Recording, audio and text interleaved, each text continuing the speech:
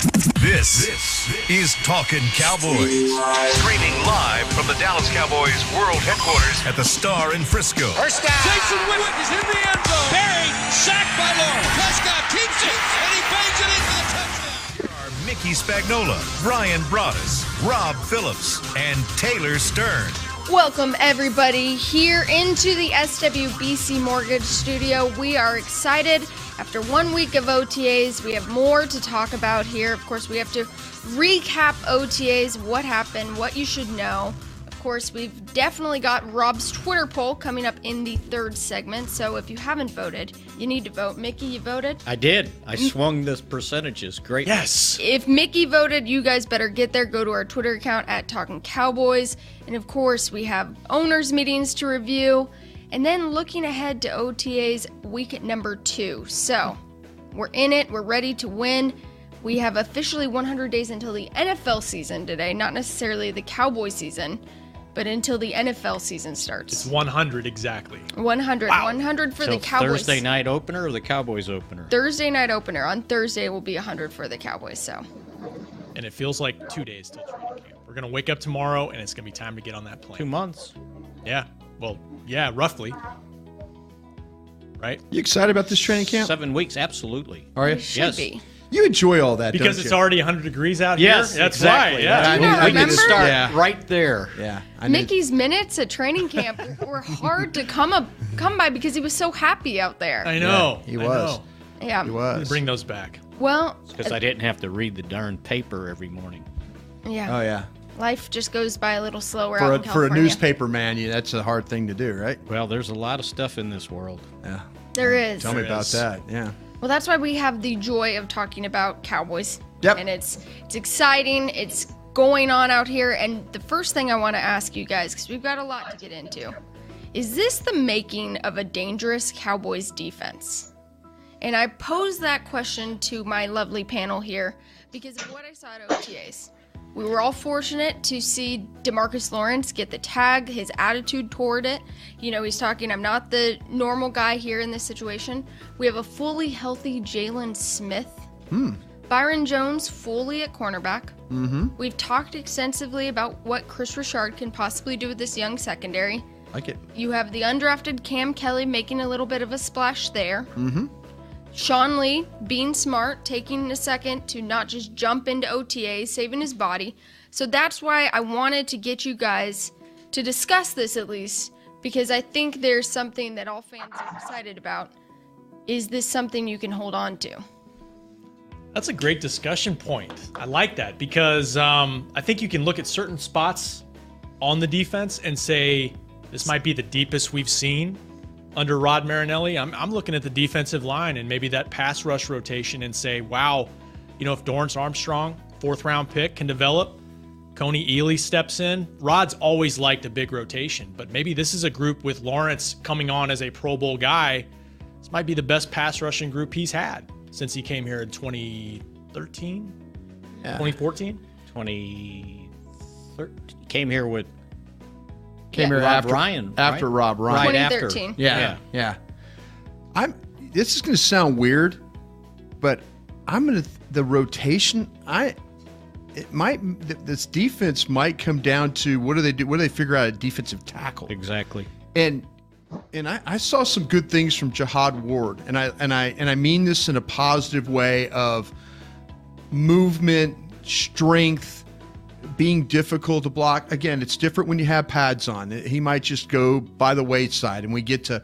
But we're being optimistic But here. yeah, but you know, for a team looking for defensive tackle help, this Jihad Ward trade might pan out for these guys. If you weren't going to do anything with Ryan Switzer, you know, if you had an idea, plans for other things, and you said, we're not going to do anything with Ryan Switzer, we'll just move on from him. But to get Jihad Ward, if in fact he comes in, I would not be surprised if Jihad Ward pushes for a starting role here.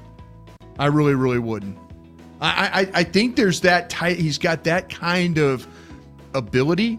I think he's, if you depending on what's happened with Collins and his foot, you're going to see plenty of Jihad Ward, and I'm fascinated by. Seeing him on tape was different for me than seeing him live.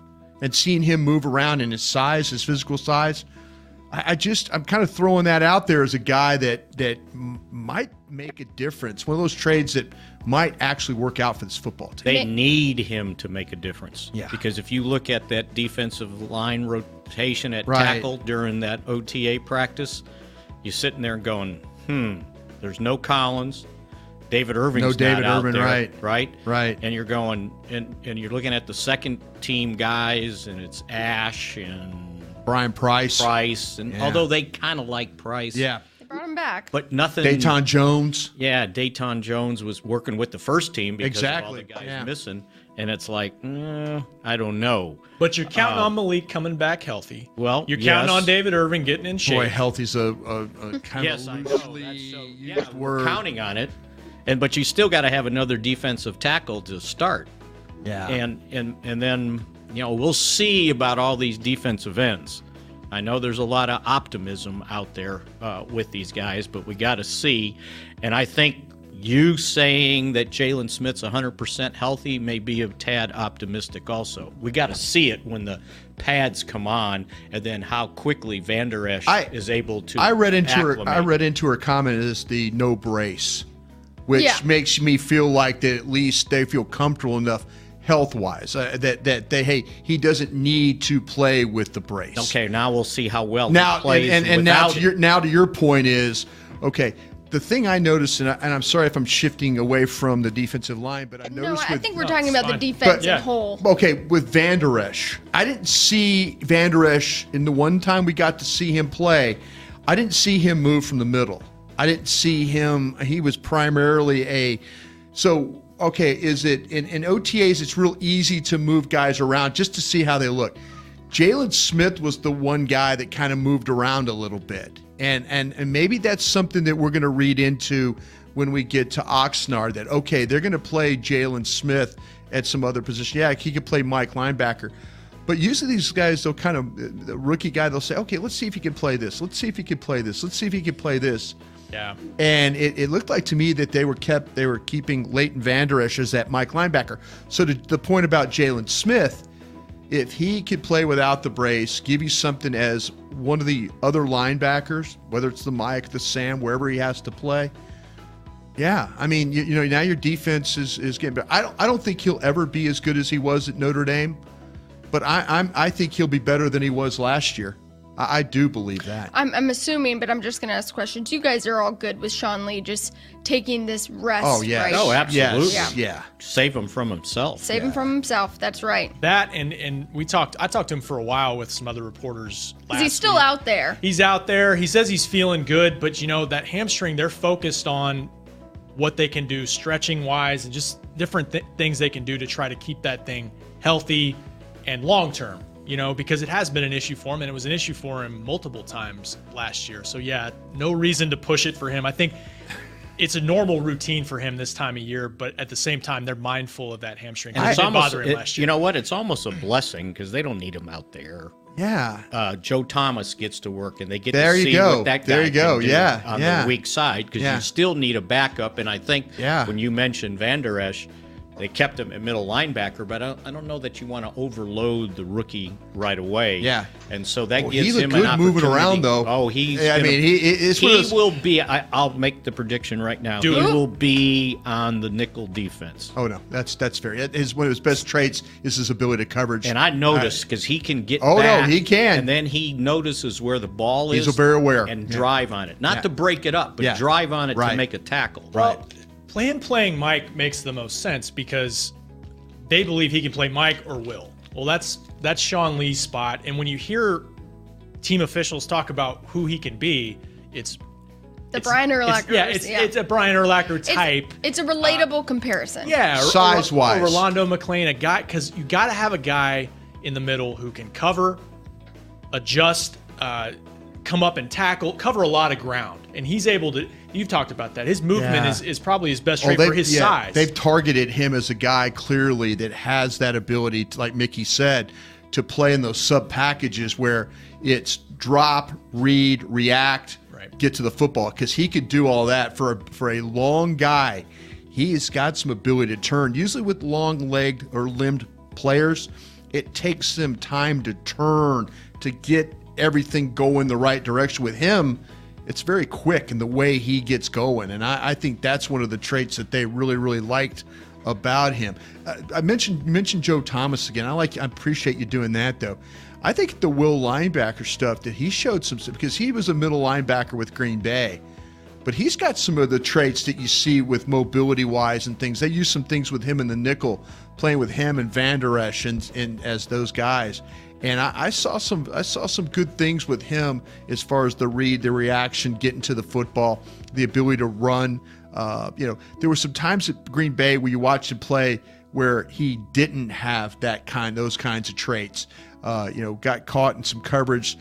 Carolina game I thought was really good for him as far as some of the coverage things, having to deal with some of their packages out of the backfield. But this might be another one of those gets that pro guys had a guy in mind, and they said, okay, hey, inexpensive guy, let's go get him.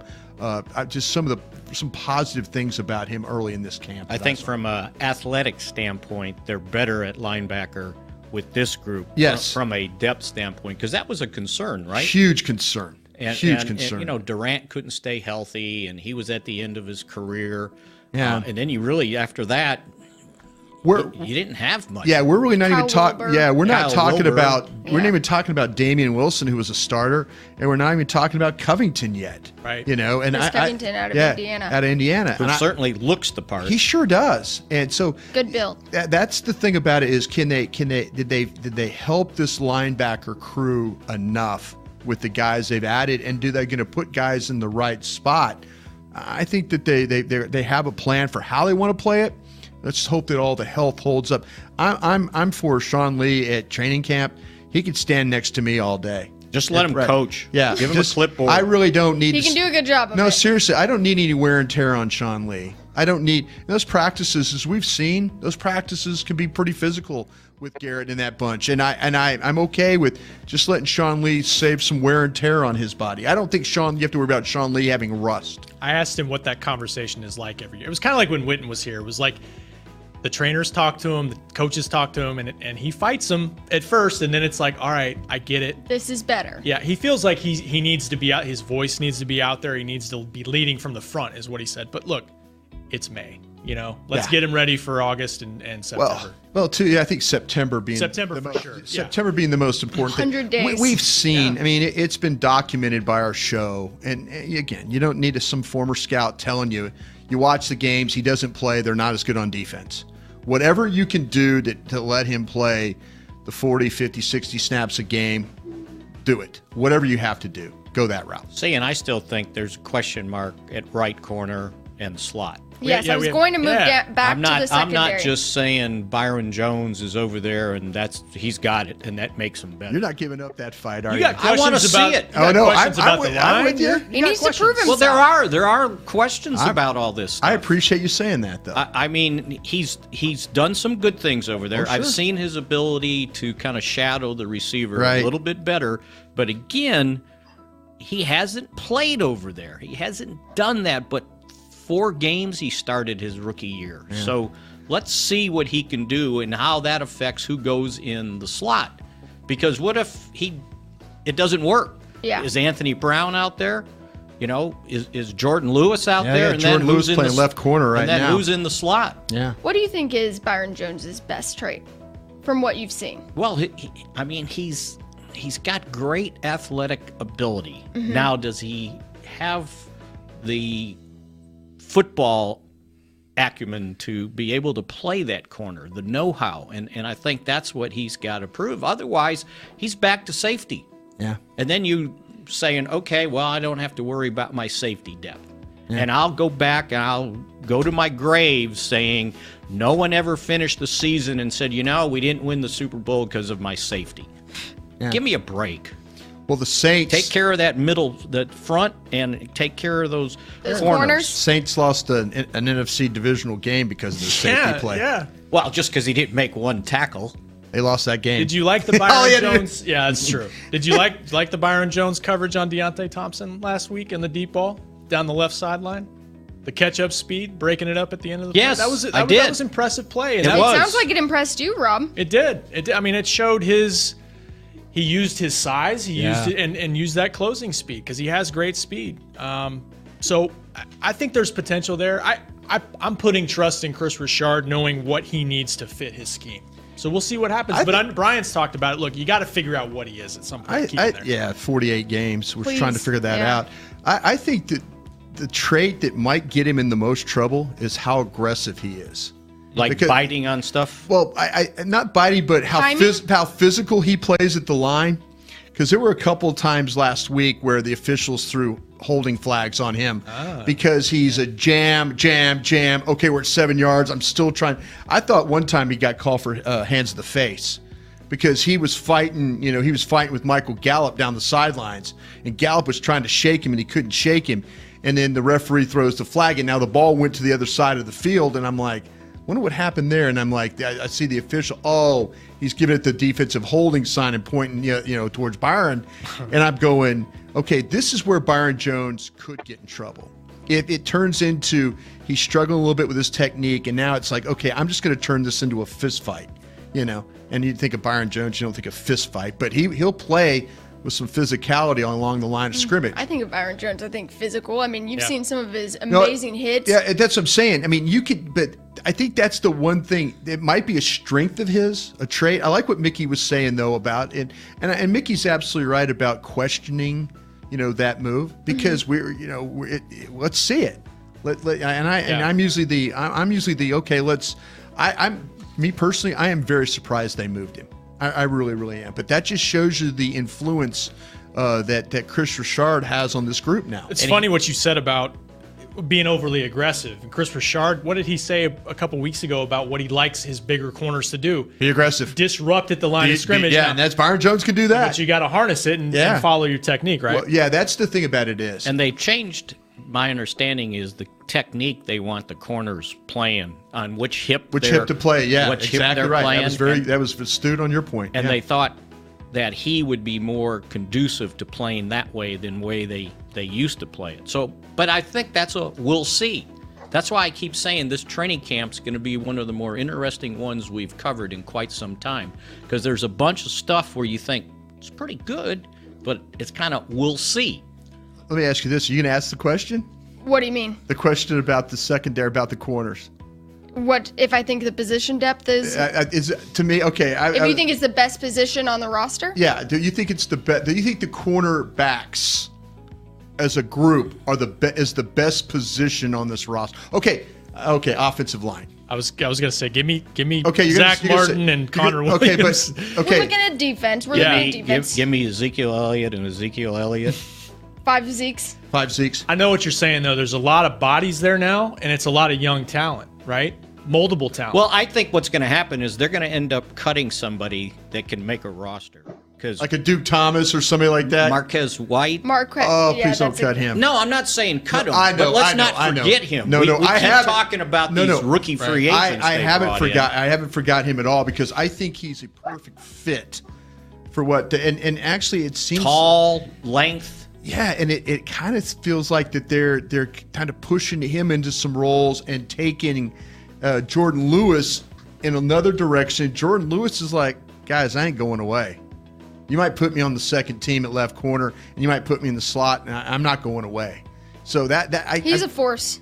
Yeah, I just kind of feel like it's the way that they're playing Jordan Lewis. Jordan Lewis went from a 14-game starter, basically, to being a guy that all of a sudden now is, we're going to move a safety, we're going to play him at right corner, and Jordan Lewis, you get to play left corner, and you're going to back up, and by the way, Jordan Lewis, you don't even get to play in the slot with the first unit.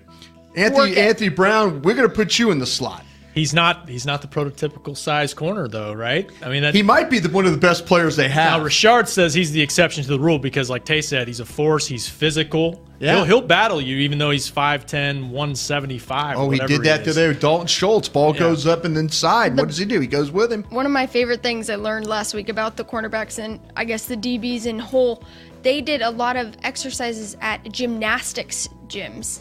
over the offseason. Wow. And that was the first I had heard of it, that every week they were doing different gymnastics training. Wow. Double flips on the high Double bar? flips, Whatever you know? it takes to knock the ball away from Whatever Julio it takes. Jones there in week 6 or whatever. But I would love to see exactly what they're doing, but apparently they all went together. You know, they're pretty close. All these young DBs, they're very close. So you're talking about the Jordan Lewis, those guys, they're competitive. Yeah, the thing, it's funny, I mean, Rob brought it up. Byron Jones made a gymnastics move of basically laying out and playing with off hands. They're gymnasts. Yeah. So I think it's, with the exception of the offensive line, who, you know. We got to talk about Zach Martin. But I mean, but as far as the position depth, I think it's a really, really good group. I do. I like what they have with White and with Lewis and with Awuzie, and we'll see. Mickey's right. They've been aggressive in the offseason to do it. Yeah, let's see. I mean, Mickey's right. I think they're going to put somebody on the street or trade somebody. I mean, if Anthony Brown could get back to the way he played his freshman year. Rookie keep saying year. That rookie year. I understood when you said it. I did too. I was like, yeah, his freshman year. He's his hanging junior around now. Switzer too much.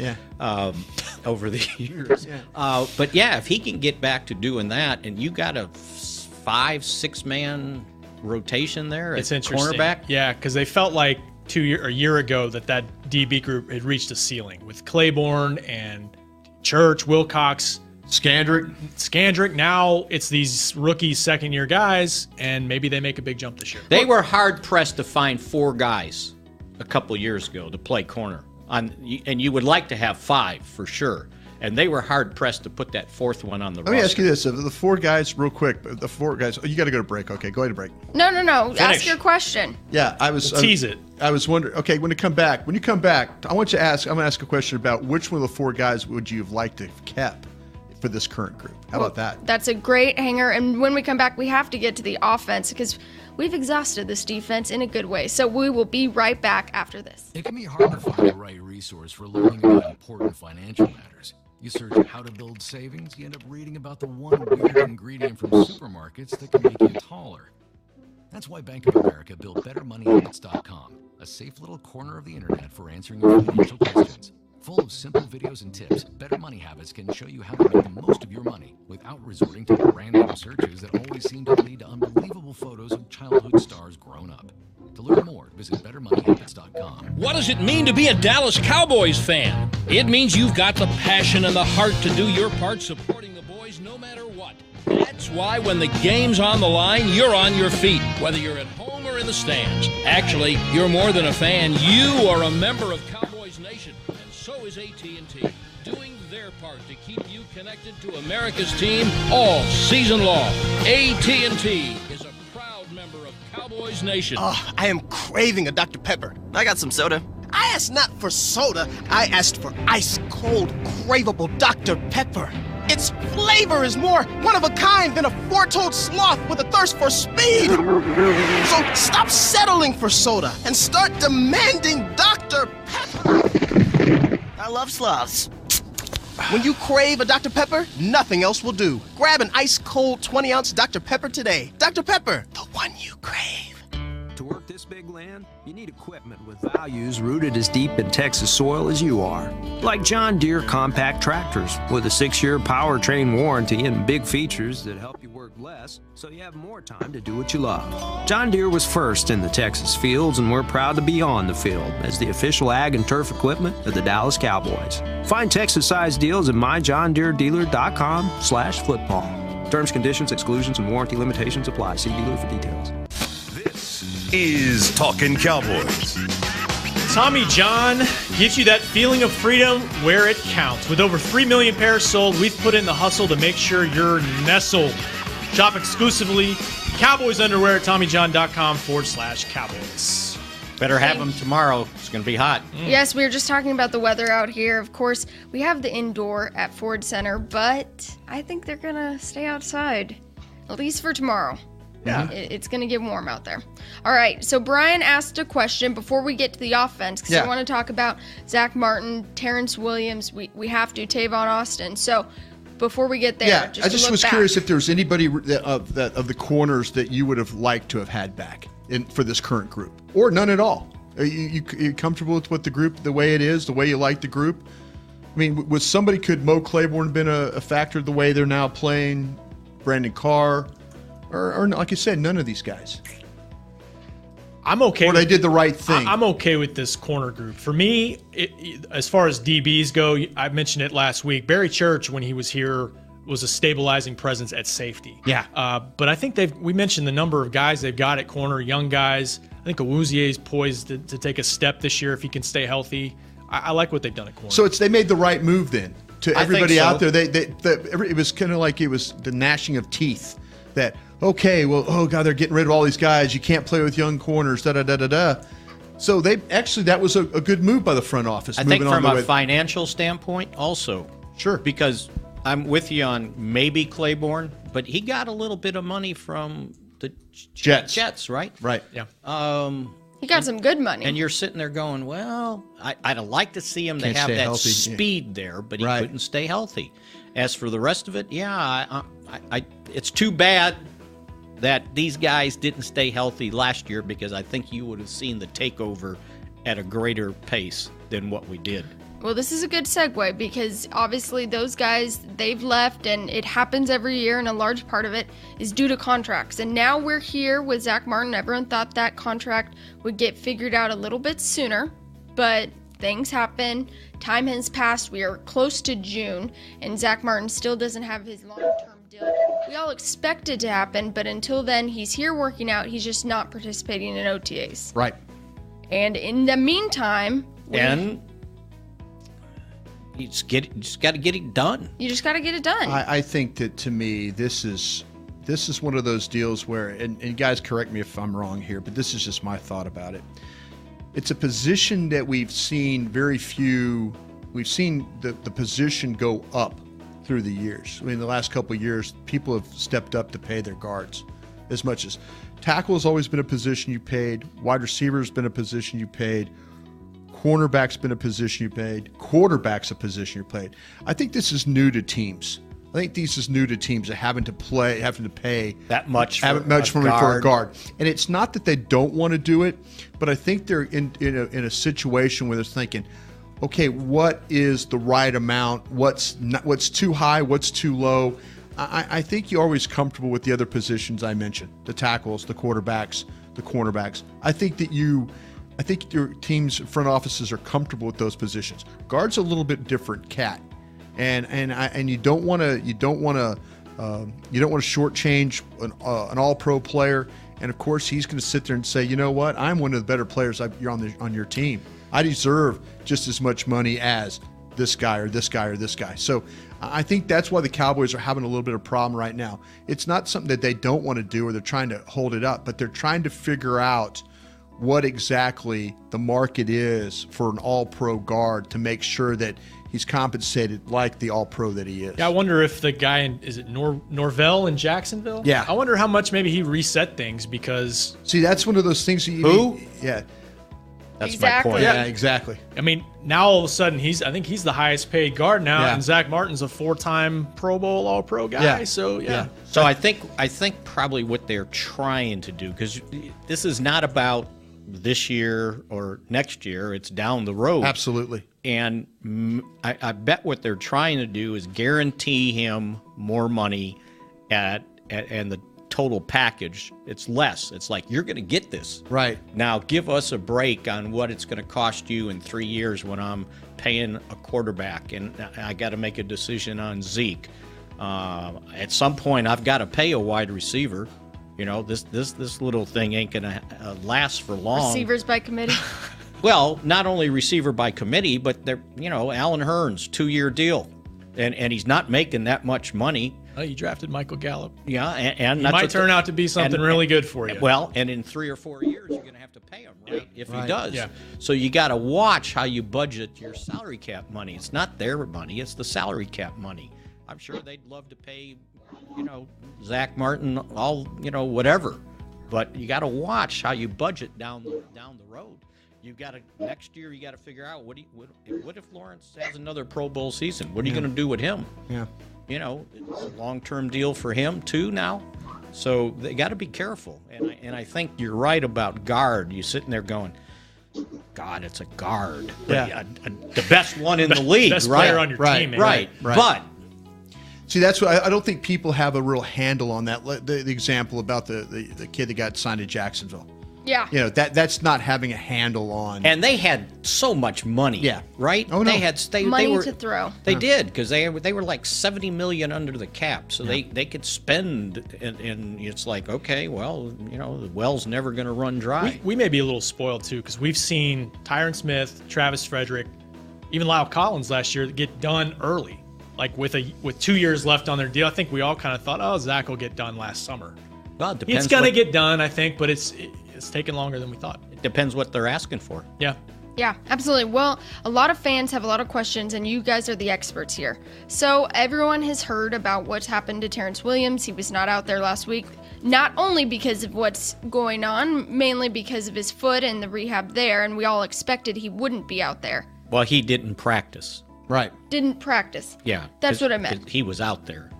That's what when I'm saying out there, I'm mainly meaning that they're on the field participating. Right. Okay. Terrence Williams, does he have one foot out the door? What's going to happen with this? I hate to ask that and put anyone's job on the line, but we're just... Well, he put it on the line. That's You're not. true, Mickey. You're right. You're right. And so there's just a lot of speculation of his future on this team, and kind of getting your guys' thoughts and understanding of it.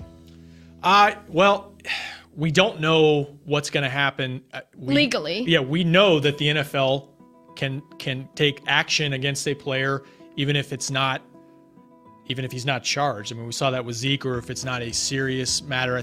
We're talking about misdemeanors here, I believe, with what we've seen in the reports, with police reports with Terrence and the public intoxication. Class C misdemeanor. Yeah. I don't know. I think this receiver group's got to shake itself out a little bit before you start talking about moving on from him.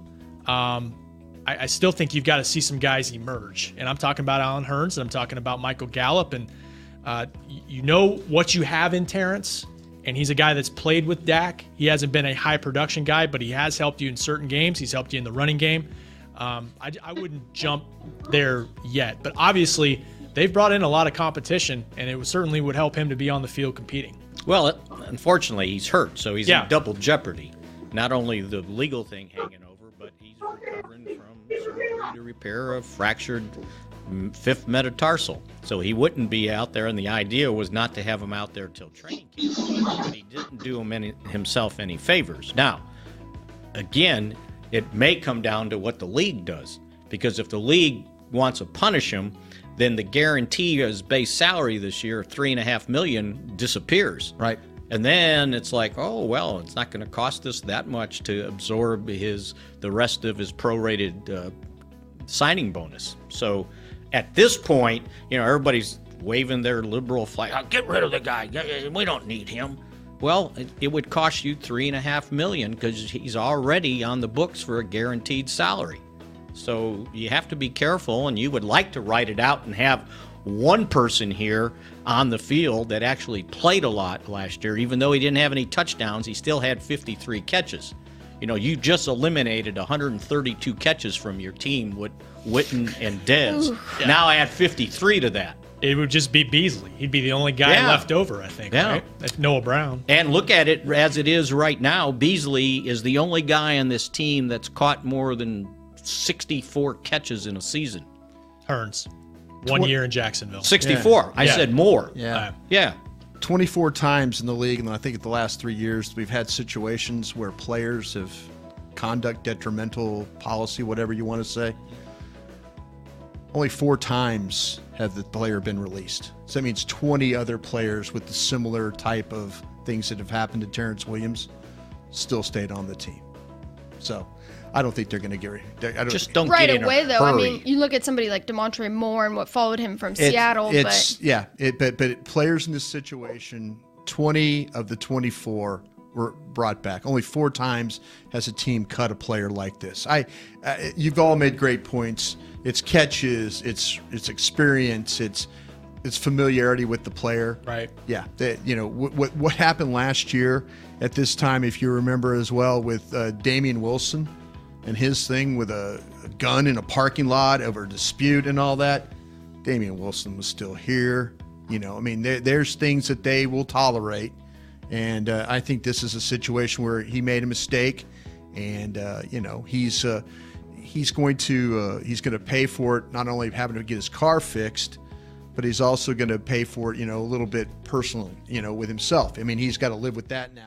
But I think the team keeps him around. I don't see them getting rid of him. I see them getting him healthy, getting him back on the field, and then let him compete, as Rob says, and let them shake this receiver thing out. It's going to be interesting. That might be the position right there when we talk about the strength of a team.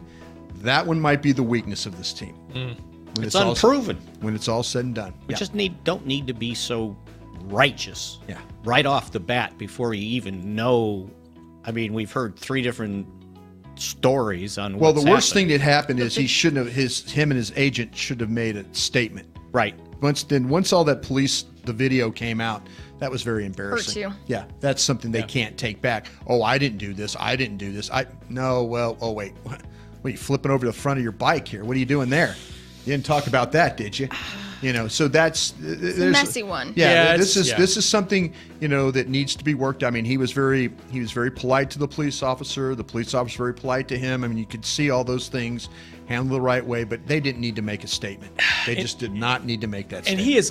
Got to point this out. He's a guy they've never had a problem with off the field. So it's like you said, it's a mistake, unfortunate. Except for running 40-yard dashes in the parking lot at 3 a.m. You remember that one? Nope. That one was another one. That's another one. Let me tell you what, Mickey. In the crazy season. Let me tell you what. There was a bar in Dallas that somebody bet me I couldn't hit a 5-iron over a parking lot over a building, and I did it. And sometimes you do 40-yard. Sometimes you do 40-yard dashes in the. You get challenged. You get challenged, and sometimes you do it. So, like in training camp at the old Cedar Door in Austin, when we were hitting 7-ironers from the gravel parking lot, hitting 7-irons into the power plant. Yeah. Well, I was bet I couldn't hit it over a building. We got it over the fence. I don't know how far it went. Reel it back in. All right. Talking about speed, though, Tavon Austin, of course, everyone's curious of what he's going to end up really being. You have this hybrid receiver running back out there, and he calls himself, he said, I'm just a playmaker. Mm-hmm. That's all he is. True. He's just here to make plays. So hopefully he'll make some for you, Mick. He can run quickly. He's very quick, and I think it gives him a dangerous person for punt returns. And I raised the prospect of returning kickoffs with him, and he goes, well, I really haven't done that much. Right. And I said, yeah, but just like that, he goes, I'm sure my name's going to come up. And all I can think of is with the new kickoff return rules, if somebody actually kicks it to him and you got all that open field, I probably shouldn't have said it to Jason the other day, and I said, yeah, sort of like the Kansas City game at the end of the half when you get you brought up the Hail Mary? Mickey. No, it was a dump off that ended up a Hail Mary, right? But no, just think of a fast guy like that in the middle of the field when you don't have a lot of people around him, and now it's almost a video game. And there's no running start anymore. There's no running start. Yeah. You can't drop your guys back to block. You got to stay in that area. So there's a lot of space if you got a speedy, shifty guy. I think there's seven new kickoff rules that will impact the 2018 season. If they're trying to prevent collisions, I think they've done a bad job with this rule. I think special teams coaches are going to figure this out about sky kicking, pooch kicking.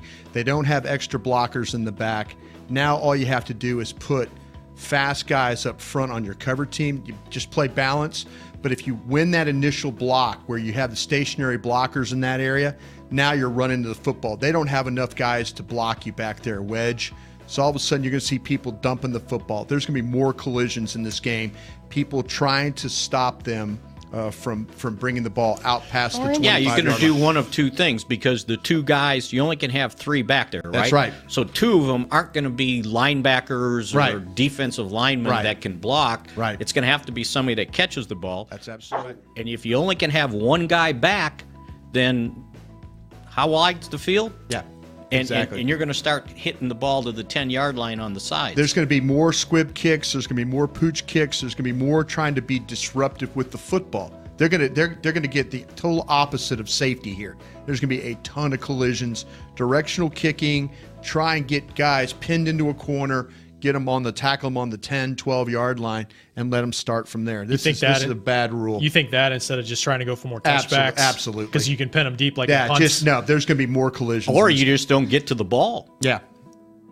Tell you, and if it is about safety, right? Because NFL owners, the report is owners were told concussions are 5 times as likely to occur on kickoff returns. So, but it's a collision game. But if you're if you're on the kickoff team, you don't get a run up anymore, right? You got to be 1 yard. But all you have to do is, ball. and they're not allowed the drop. So right. the way it is, so you're going to have a lot of collisions up front, which is going to create about 40 yards of space, right? Absolutely. And who's keeping somebody from dumping the ball and letting it just bounce around down there? And again, putting defensive backs on your kickoff team, guys that can run, guys that can avoid, guys that can make the play, that can cover the kick. I think Jason said it best in the press conference when he said, when you make rules like this, there's always unintended consequences. Oh yeah, like, get ready.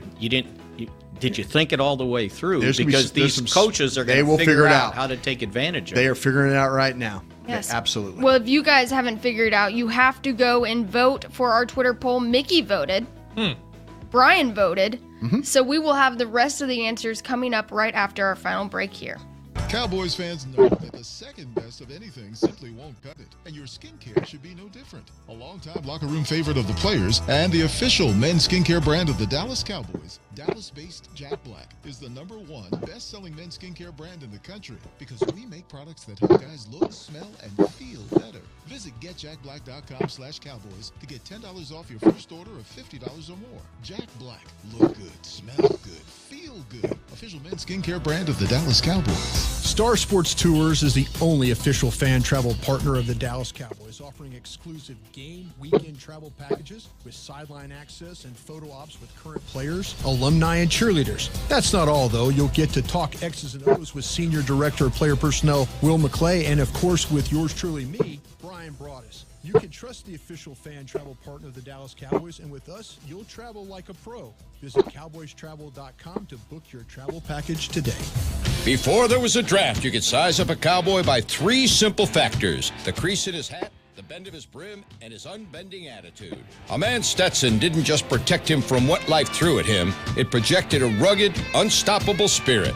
Stetson hats are still American-made with pride right here in Texas. They're still the unofficial crown of all self-respecting cowboys. And Stetson is proud to be on the field with America's team.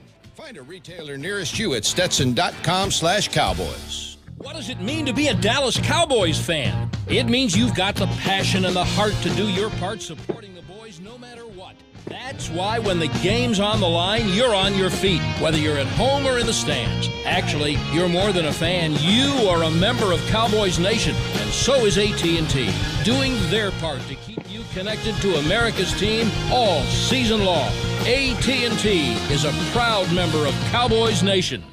This is Talking Cowboys. Don't forget about Papa John's Pizza. They got a great deal going for $12.99. You get a large pizza, a side of bread, and a 2-liter bottle of whatever soda you want. Hopefully Pepsi. Not bad, and it is Pepsi, by the way. There we go. Pepsi products. And when you add in the ingredients they put on that pizza with the veggies and the pepperoni, boy, that $12.99 deal is a good one. Goes a long Papa way. John's. Yeah, Absolutely. You can order it while you're watching the finals, the NHL finals, the NBA finals. The No Basketball League. No Basket League. No making of baskets. God. For one side. I was embarrassed. 2 old men going at it here.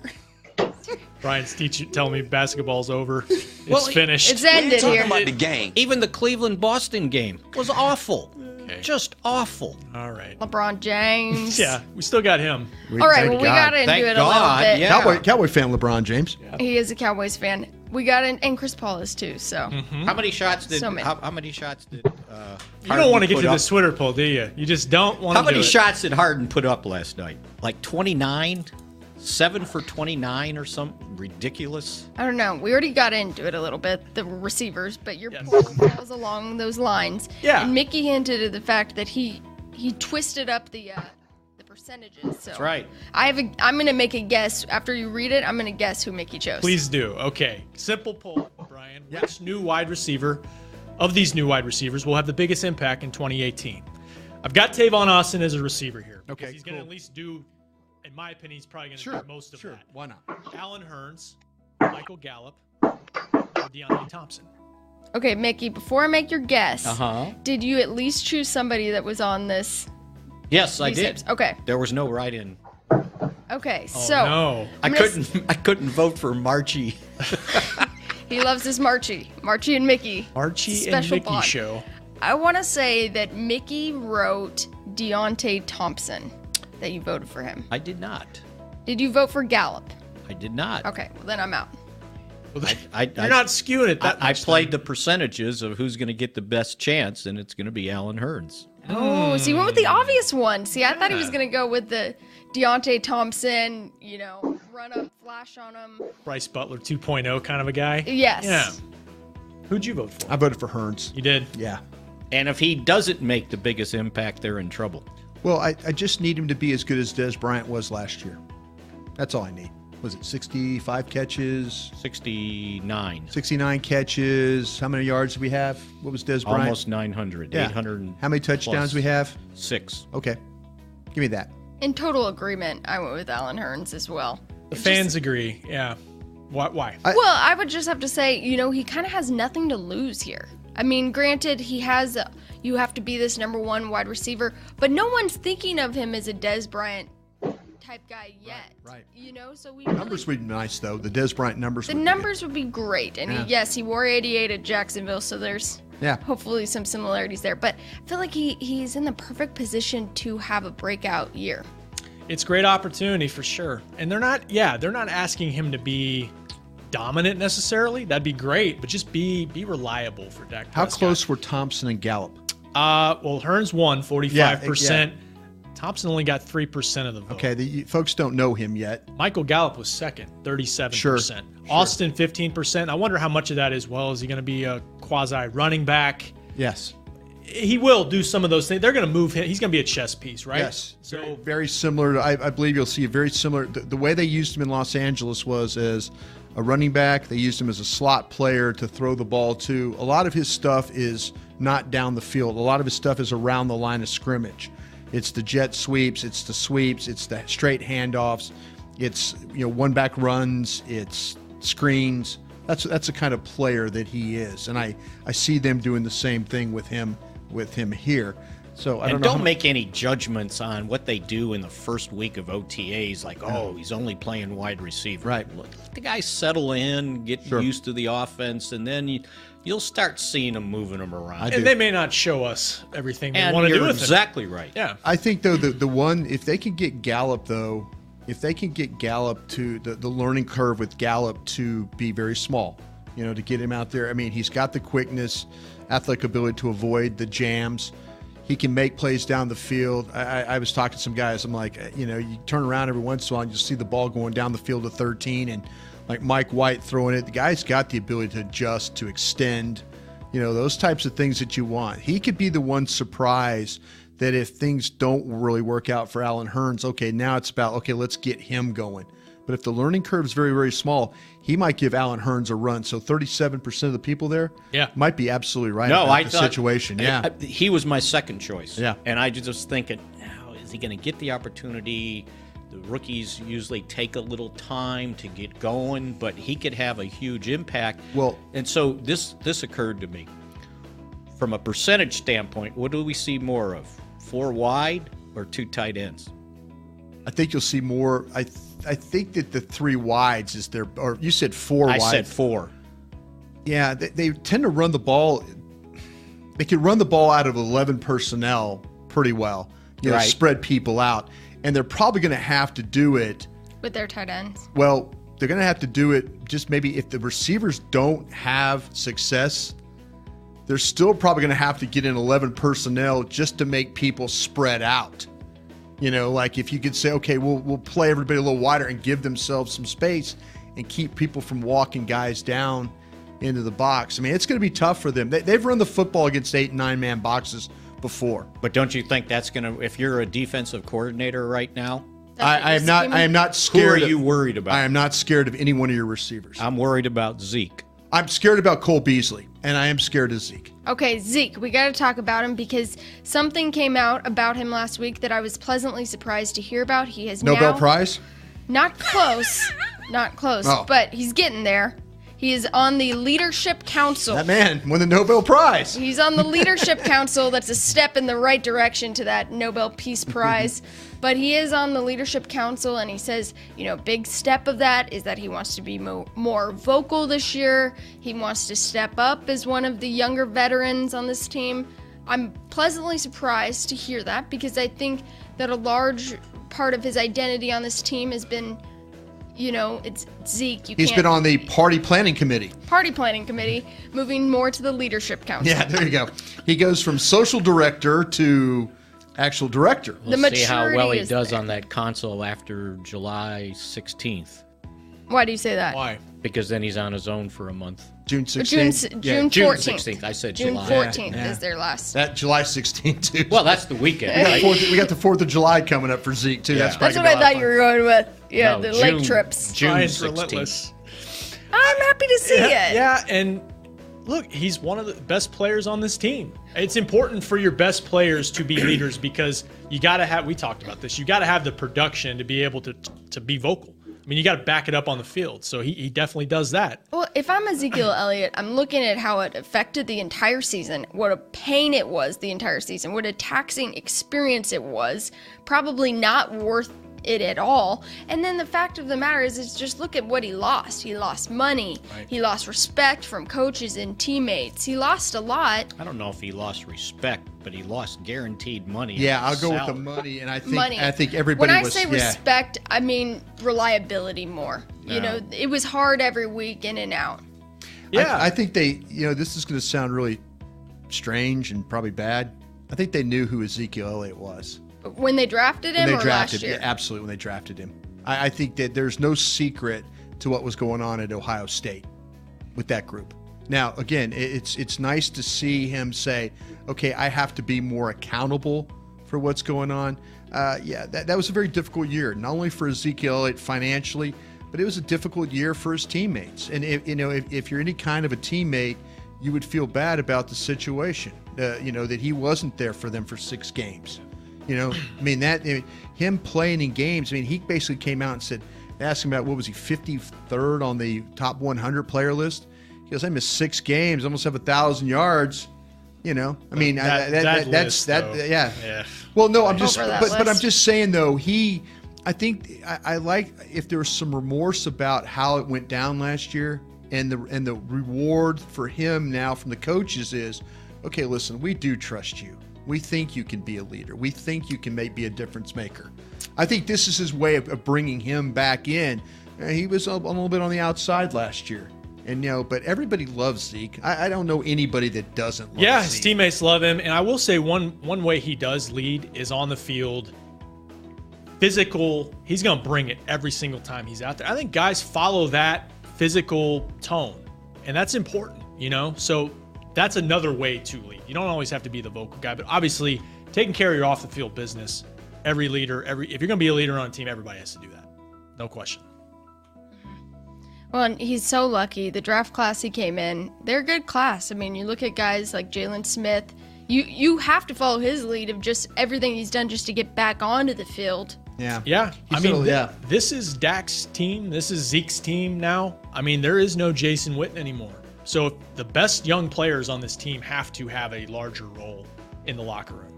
And that includes Zeke for sure. That includes Zeke. That includes the Zach Martins. That includes the Byron Jones. Yeah. It's all of a sudden this team is very, very young. It's really incredible. I've been meaning, I need to go back and see where it ranks in just the NFL, an age. the average age, because it's a lot of second and third years guys. But is it young in experience? Well, now your starting quarterback has started a lot of games in the league now for being 24 years old. That's good. But you shook your head, yes. Well, yeah, they're young, but these guys have played. Yeah. Yeah. Dak, he's played 32 games. Zeke's played, Dak's played. Zeke's played what, 16 and 10? Yeah. That's 26 Lyle games. Collins has played. You look at now. Wouzier, once he got healthy, for a rookie, he played. Xavier Woods played. Browns played. They've all played. With some spots, you're going to have some guys that haven't. Of course, if the starting Mike linebacker happens to be Van Der Esch. Right. But if whoever they play at Sam linebacker, whether it's Jalen Smith or Wilson's played a lot for a young guy. And the offensive line's played. Yeah. Now, if Connor Williams wins the job, okay, fine. I think he But is. at least the backup tackle now has played. In the Super Bowl. So your depth there is much better off than Yeah. what you, I guess, projected you had, which didn't work out so well. The one position I keep going back to is this receiving group. That's the one I think we're going to have to figure out. Well, I think we're going to have to say something you haven't had to worry about in a while. Yeah, but who are the best 5? I mean, I'm not saying right now we have to just throw out 5 names, but I think when we get to Oxnard and it's show 15, it's show 18, it's show, we're down to it, we're going, okay, what do we learn about this receiving crew? Did you have trouble ranking them last week? I put Cole Beasley at number 1. I did too. Well, you look at where we were this Check that time out on last year. DallasCowboys.com, by the way. Yeah, it's on there. I remember there being a discussion about what they were going to do at receiver. They had so many. I mean, Andy Jones was a name that you're like, does he stay on? At this point last year, Lucky Whitehead was still on the team. Young guys were not going to make this roster. The whole thing with Noah Brown. Noah Brown was a Bryce Butler, what he was going to be. Yeah. I mean, there was a kind of a group of guys that you're like, okay, we've got the 4. Who's the 5th one? Or who's the 6th one? And now you're kind of like, okay, we've got 2 or 3. Who are the other 3? Yeah. You don't have to count Austin in that group necessarily. Right. But who else? Can Lance Lenore break through? See, that's the guy I always talk about. That's my Lance Lenore, because of Will McClay's relationship with him. Is like, I'd like to see him do something. The development. There might be a surprise guy that we don't think about like that. The Lance Lenore guy that comes in and is like, what Cedric Wilson. I mean, I'm not giving Cedric. I mean, I'm kind of poo-pooing Cedric Wilson right now. I know, and he's got he's got a lot of ability, and so okay, do you carry 5 wide receivers? Wait a minute, we're carrying 3 quarterbacks now. Well, how many tight ends are we going to carry? Wait, you got to carry Rico? No, we're not going to carry Rico. We're carrying 3 tight ends. You kind of get into a numbers game with some of these positions, and I'm not necessarily thinking it might be that whoever doesn't make this team probably made it because they just weren't good enough. It wasn't because... Which is a great problem to have. Well, it's a great... You want them to be good, but you want to be able to say, man, we had a really tough decision. We got 7 receivers for 5 positions. Instead of, okay, we've got 7 receivers, and we're only going to take these 4. And by the way, who was on the waiver wire today? Yeah. Who can we trade for? Is there somebody... Free agents. Yeah, who do we need to work out? Yeah, and beware of Earl if he can play like he did in the season opener against Missouri. Yeah, Malik Earl. Yeah, I can't believe I sat there at the TV just cussing. 89-yard touchdown on 3rd and 24. Welcome to Missouri football. Man, what a hanger. Well, if you guys didn't realize you had just joined us for an hour of Talking Cowboys, we will be back next week. Final OTAs week, and then we get into mini camp. So join us in our last few episodes before training camp. This has been a production of DallasCowboys.com and the Dallas Cowboys Football Club. How about this, Cowboys?